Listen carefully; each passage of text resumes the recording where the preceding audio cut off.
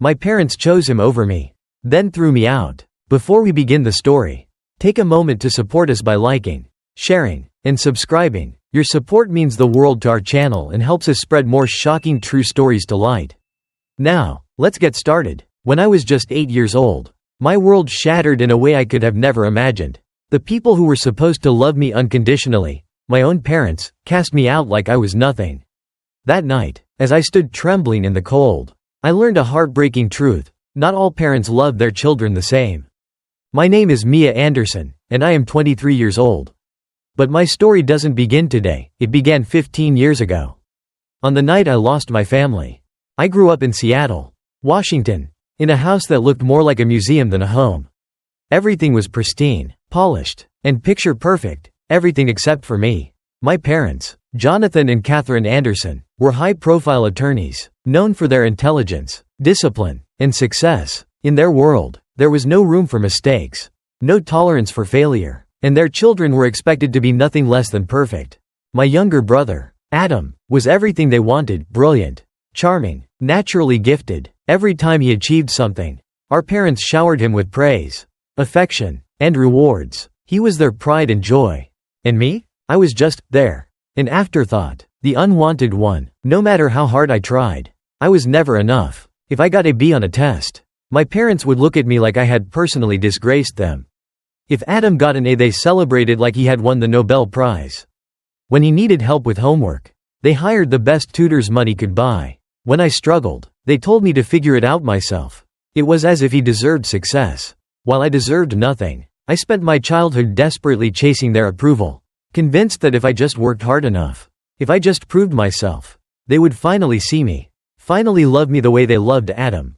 But no matter what I did, I was invisible, and when I failed, I became a disappointment. And then, on one freezing night, everything changed. That was the night they decided I no longer belonged in their perfect little family. That was the night they threw me away. The night I was thrown away. I remember that night vividly, the night my parents made it clear that I would never be enough for them. I had just come home from school, my backpack hanging heavy on my shoulders. But the real weight wasn't on my back, it was in my chest.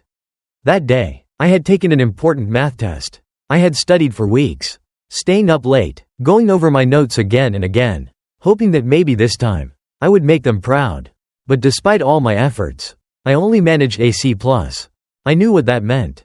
The moment I stepped inside the house, I heard their voices in the living room, sharp, cutting, filled with disappointment. I froze in place, gripping my test paper tightly. My heartbeat pounded in my ears as I listened. "She's an embarrassment," my mother's voice rang out, each word slicing through me like a blade. "We have given her everything, every opportunity, and she still fails us." My father's voice followed, colder than ice. "We've tried to shape her into something worthwhile, but she keeps proving she's not meant to succeed." My stomach twisted, my hands trembled. They were talking about me. Again. "She's lazy," my father continued. "No matter how much we push her, she never rises to the occasion. She is not the kind of child we can be proud of." Tears burned in my eyes, but I blinked them back. I had worked so hard. I had given everything I had. And still, it wasn't enough. It was never enough. And then, my mother's voice came again, calm, cold, and final. "We can't keep doing this. Maybe it's time for her to leave." I felt the ground shift beneath me. I was 8 years old. I must have misheard her. There was no way she meant.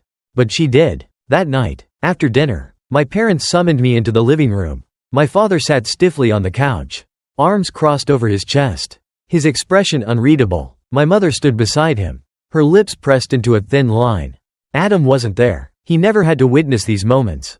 "Mia," my father said, his tone emotionless, calculated, "we've talked about this. You aren't meeting our expectations. And quite frankly, we're tired of trying." A chill ran down my spine. "Trying what?" I whispered, my voice barely audible. My mother didn't hesitate. "Trying to fix you," she said bluntly. "If you can't live up to what we expect, then maybe you don't belong here." I felt my breath catch in my throat. Where would I go? I managed to ask, my voice cracking. My father sighed, completely unfazed by my fear. "Figure it out." Something inside me shattered. Panic gripped my chest. I stepped closer, my hands shaking as I reached for my mother's hand, desperate for any sign of warmth, of hesitation, of something. "Please," I begged. "I'll do better. I'll work harder. Just, don't send me away." She didn't soften. She didn't hesitate. Instead, she raised her hand and hit me. The impact was so sudden, so violent, that I barely had time to react. Her fist connected with my cheek, sending a searing jolt of pain through my skull. My head snapped to the side, and I staggered, almost falling to the ground. For a moment, everything went silent. My ears rang, my face burned, my vision blurred with tears. I pressed my hand against my cheek, feeling the swollen skin beneath my fingertips. My mother, my own mother, had punched me. And my father? He didn't even flinch. "Get out," my mother said, her voice low and sharp, like a knife cutting through the air. I turned to my father, desperate for some sign of disagreement, some protest, some indication that he didn't want this. But he didn't look at me. That was the moment I stopped being their daughter. That was the moment I realized they had never truly wanted me in the first place. The sting of the hit was nothing compared to the realization that I was completely alone. Tears blurred my vision, but I refused to cry in front of them. Crying wouldn't change anything. Begging wouldn't make them love me. They had already made their decision. Without another word, I turned and ran to my room. My hands shook as I grabbed a small suitcase, stuffing in whatever clothes I could find. I had no idea where I would go, what I would do. I just knew I couldn't stay here. As I zipped up my bag, I glanced around my room one last time. The walls were empty, aside from a few old sketches I had drawn as a child. My bed, which I had slept in for years, suddenly felt unfamiliar. This house had never truly felt like home. And now, I realized, it never would. My heart pounded as I gripped the handle of my suitcase and walked toward the front door. My mother stood in the hallway, arms crossed, her eyes filled with cold indifference.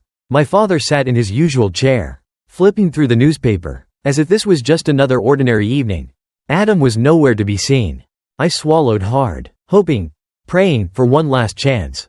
Maybe if I just stood there long enough, they would see the sadness in my eyes and change their minds. Maybe my mother would regret hitting me. Maybe my father would tell me to stay. But they didn't. Instead, my mother grabbed the doorknob and swung the door open. "Leave." I stepped outside. The cold night air bit at my skin as I clutched my bag tightly. My feet felt heavy as I walked down the steps, my mind screaming at me to turn back, to do something to make them want me. And then, the door slammed shut behind me. I was alone. Alone in the cold. Wandering the streets with nowhere to go. The night was cold, so cold that it cut straight through my thin jacket, making me shiver uncontrollably. My breath formed little clouds in the air as I stepped onto the quiet street, gripping my bag as if it were the only thing tethering me to reality. I kept walking, my legs moving on their own, but I had no idea where I was going. My mind was stuck in an endless loop, replaying what had just happened. They really threw me out. They really meant it. I wasn't going home. A lump formed in my throat, but I swallowed it down. I couldn't cry. Not here. Not now. Streetlights flickered above me, casting eerie shadows on the pavement. In the distance, I could hear the faint hum of traffic, the occasional bark of a dog, and the distant laughter of families inside their warm, comfortable homes. I wasn't part of that world anymore. I had nowhere to go, no plan, no one to turn to. I wandered aimlessly for hours, my feet aching, my stomach twisting painfully with hunger. I hadn't eaten since dinner, if I could even call it that. Sitting at the table, staring at my parents' cold, judgmental faces, swallowing bites of food that felt like lead in my throat, knowing that I would never be enough for them. Was that really a meal? The farther I walked, the heavier my body felt. Exhaustion pressed down on me like a weight I couldn't shake off. My cheek still throbbed from where my mother had hit me, the skin swollen and tender. I pressed my fingers to it, wincing at the pain. A deep sense of dread settled in my chest. What was I supposed to do now? I thought about knocking on a neighbor's door. But the idea of explaining why I was out here, why an 8-year-old was alone in the middle of the night with a suitcase, made my stomach twist even tighter. What would I say? That my own parents had discarded me like trash? That I had nowhere else to go? No. I kept walking. The hours stretched on, the cold burrowing deeper into my bones. I was too exhausted to keep moving, but I was too afraid to stop. What if something happened to me? What if someone dangerous saw me out here, alone and vulnerable? Just as I was about to collapse onto the sidewalk, too tired to take another step, I heard a voice, a familiar voice. "Mia?" I froze. My breath caught in my throat. My heart pounded. I turned slowly, my body stiff with exhaustion and fear. Standing a few feet away, beneath the glow of a street lamp, was a woman. Her eyes widened as she took in my bruised face, my trembling hands, the small suitcase at my side. It was Mary, my aunt. For a moment, I couldn't move. I wasn't sure if I was imagining her, if my exhausted mind was playing tricks on me. But as she stepped closer, her gaze filled with concern, I realized this was real. "Oh my God, Mia," she gasped, rushing toward me. "What are you doing out here?" I opened my mouth to speak, but no words came out. How was I supposed to explain? How was I supposed to say that my parents had hit me? That they had thrown me out? That they had never wanted me in the first place? But I didn't have to. Mary must have seen everything she needed to in my eyes. Because before I could even think, she pulled me into a hug. A real hug. A hug that was warm and safe and everything I had been missing for as long as I could remember.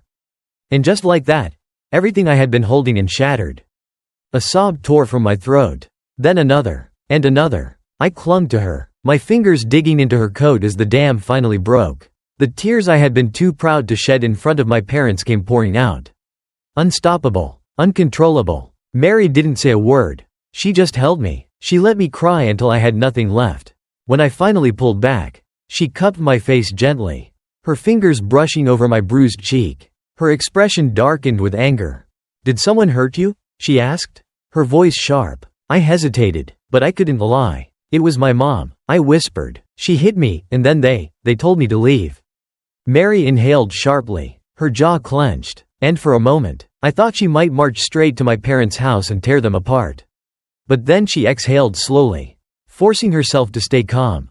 "Come with me," she said, her voice softer now. "You're safe now, Mia, I promise." She reached for my hand, and for the first time that night, I didn't feel so alone.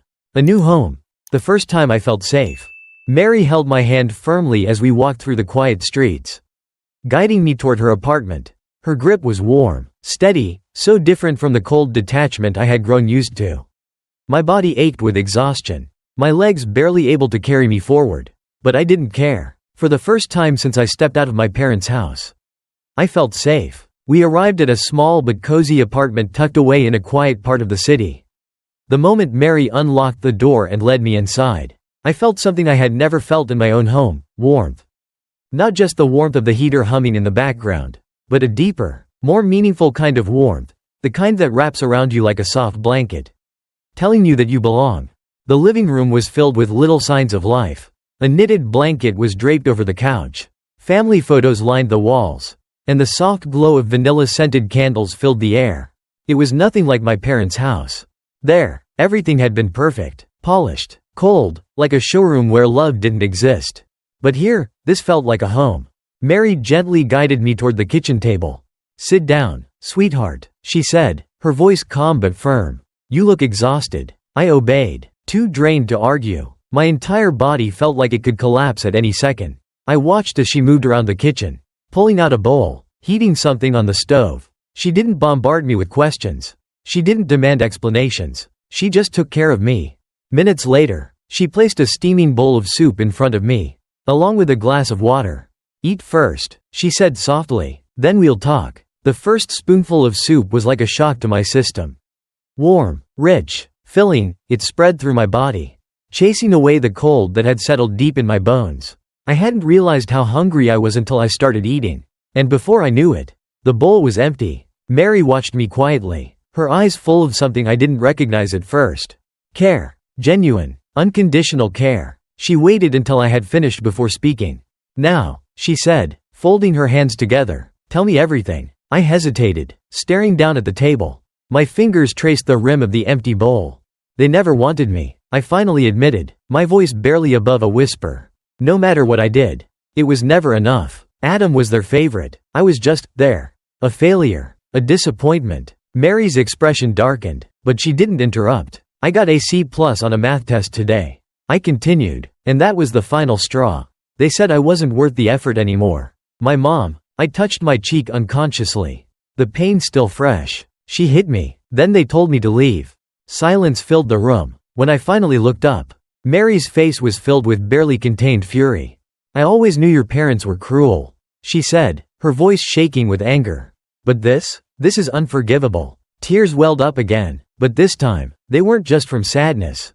They were from anger. Real, burning, righteous anger. How could they do this to me?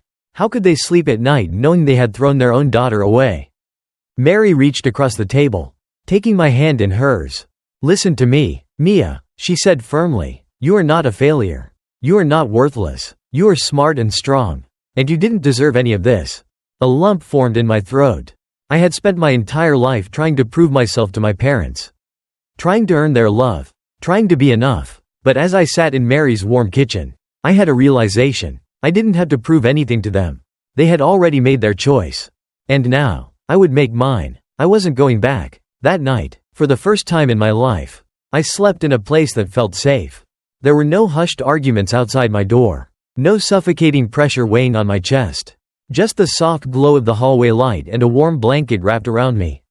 For the first time, I wasn't just surviving. I felt like I might actually belong. Starting over. A life without them. The next morning, I woke up to the smell of scrambled eggs and toast.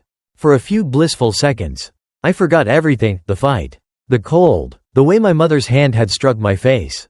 I forgot that I had no home to go back to. But then reality came crashing down. I wasn't in my parents' house. I wasn't their daughter anymore. I sat up slowly, rubbing my tired eyes. The guest room Mary had given me was small, but cozy. A soft blanket was draped over me, and the sunlight streamed through the curtains, casting a golden glow across the walls. This wasn't the home I had grown up in, but maybe it could be something better. I pulled the blanket tighter around my shoulders and stepped out of the room. Mary was in the kitchen, her back to me, flipping eggs in a pan. She turned when she heard my footsteps, giving me a warm smile. "Good morning, sweetheart. Sleep okay?" I nodded, though my throat felt tight. It was the best sleep I'd had in years. She gestured to the table. "Sit, eat." I hesitated for a moment before sliding into a chair. In front of me was a plate of scrambled eggs, toast, and a glass of juice. Simple, but it was more than just food. It was care. My mother had never made me breakfast. Not once. I took a bite, the warmth spreading through me. Mary sat across from me, sipping her coffee. Then, as if it was the most natural thing in the world, she said, "You can stay here for as long as you need." I froze mid-bite. I don't want to be a burden," I muttered. Mary scoffed, shaking her head. "Mia, you are not a burden. You never were." The words hit me harder than I expected. I had spent my whole life believing I was unwanted. A disappointment, a mistake. But sitting here, in this tiny kitchen, with a plate of warm food in front of me, I realized something. Maybe the problem was never me. Maybe it was them. Rebuilding my life. With Mary's help, I started over. She transferred me to a new school, where no one knew me as the girl who could never be enough. Here, I wasn't just a shadow behind Adam, I was my own person. At first, it was hard. I still flinched at loud voices. I still felt the need to prove myself, to be perfect, to earn my place. But Mary never let me forget my worth. "You're smart, Mia. You can do anything you set your mind to." And slowly, I started believing her. I worked hard in school, not for my parents' approval, but for myself. And as the years passed, I found confidence in my own abilities. Meanwhile, Adam stayed behind, trapped in that house, trapped in their expectations. I rarely spoke to him in those first few years. Not because I didn't care, but because I didn't know how to. He was still their perfect child, the golden boy, and I was the girl they threw away. But then, one night, everything changed. The message that changed everything. I was sitting on Mary's couch, scrolling through my school assignments, when my phone chimed. A name appeared on the screen. Adam. My heart nearly stopped. For a long moment, I just stared at it. We hadn't spoken in years. Not when I was fighting to meet our parents' impossible expectations. Not when they threw me out. Not in all the time since. Why now? I hesitated, then opened the message. "Adam. Hey, can we talk?" I stared at the words, my fingers hovering over the keyboard. A part of me wanted to ignore it, to leave that part of my life behind and never look back. But another part of me, the part that still cared, despite everything, knew that Adam was reaching out for a reason. I took a deep breath and typed back. "Me, yeah, what's going on?" His response came almost instantly. "Adam, can we meet? I need to get out of here for a while." I frowned. Adam never sounded unsure. Not him, not the perfect son. Something was wrong. An hour later, I met him at a small coffee shop near Mary's apartment. And when I saw him, I knew. He looked exhausted. The confident, polished brother I had grown up with was gone. His eyes were sunken, his posture slouched, his fingers tapping anxiously against the table. This wasn't the Adam I knew. I sat down across from him. "Hey." He looked up, hesitant. "Hey." For a long moment, we just sat there. The silence between us was thick, full of things we never said. Full of years of distance.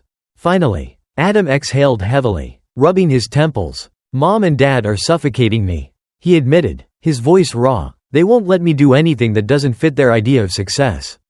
I told them I wanted to go to a performing arts school. And they lost it, said I was wasting my potential." I frowned. "I thought you wanted law school. Corporate success. Everything they planned for you." Adam let out a hollow laugh.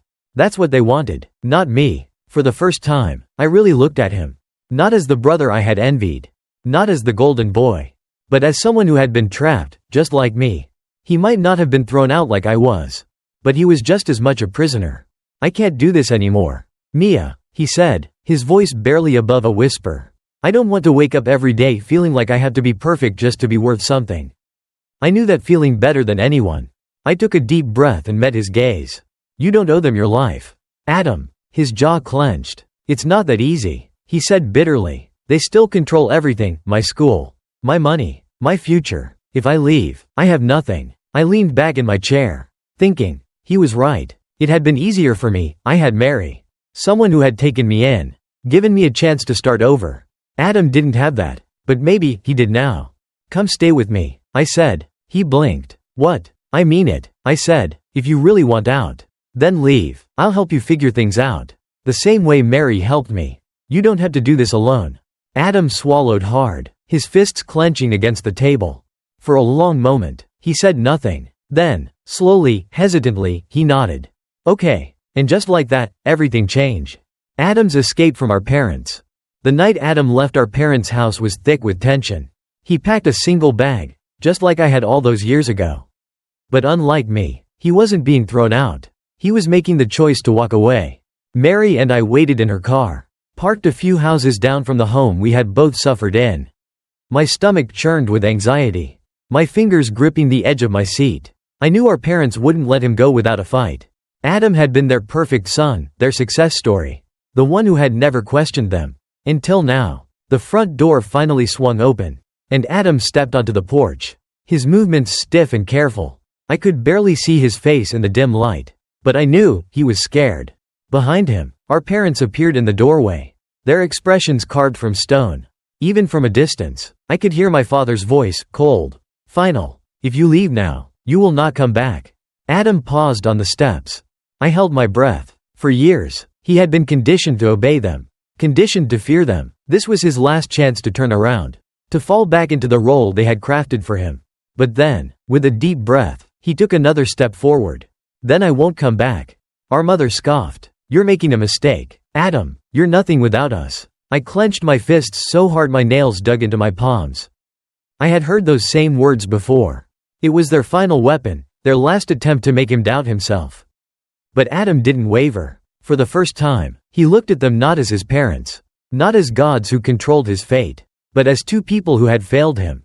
He turned back to them one last time. "No, Mom, I was nothing with you."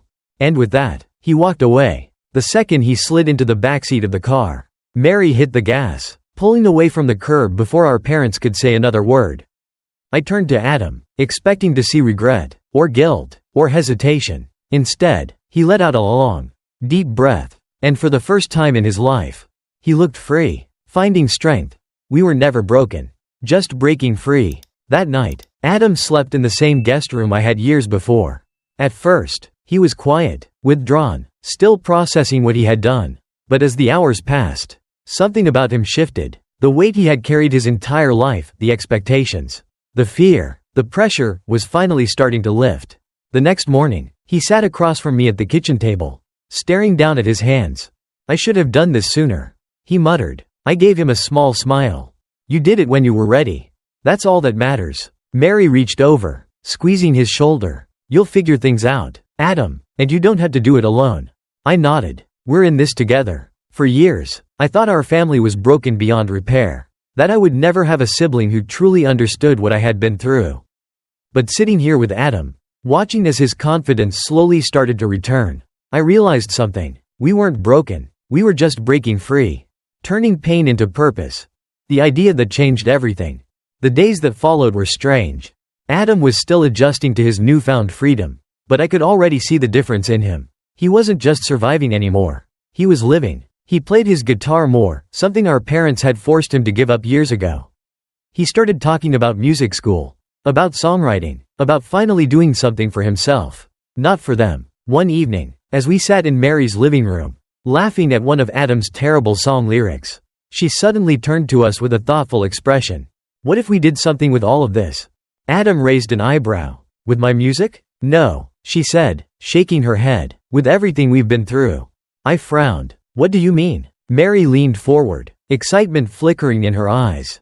A community center, she explained, a place for kids who feel lost, abandoned, or pressured by their families. Somewhere they can just be, no expectations, no judgment, just support. Something stirred in my chest.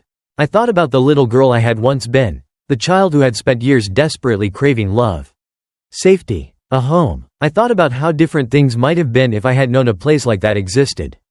Adam sat up straighter. We could have music programs, he said, his voice growing more confident. Art classes, tutoring, a place where kids can actually do what they love without being told they're wasting their time. Mary nodded, smiling. Exactly. I met Adam's gaze, and I knew. We were going to do this. We were going to turn our pain into something meaningful. We were finally going to build the home we never had. The Anderson Community Center, creating a new future. Months later, our dream became a reality. With Mary's help, we secured a small space, raised funds, and built something out of nothing, a place where kids could be themselves without fear of rejection. We called it the Anderson Community Center. Not after our parents, but after us. Every time I stepped through its doors, I felt a deep sense of purpose. This was what I was meant to do. Not prove myself to my parents. Not chase after their approval. But create something real, something that mattered. And just when I thought I had left my past behind for good, it came calling. The final goodbye. Cutting ties for good. It happened on a quiet afternoon. I was at the community center, reviewing schedules, when my phone rang. I hadn't seen the number in years. But I knew it. My stomach twisted. For a moment, I considered ignoring it. But curiosity got the best of me. I answered. Hello? A crisp, familiar voice echoed through the line.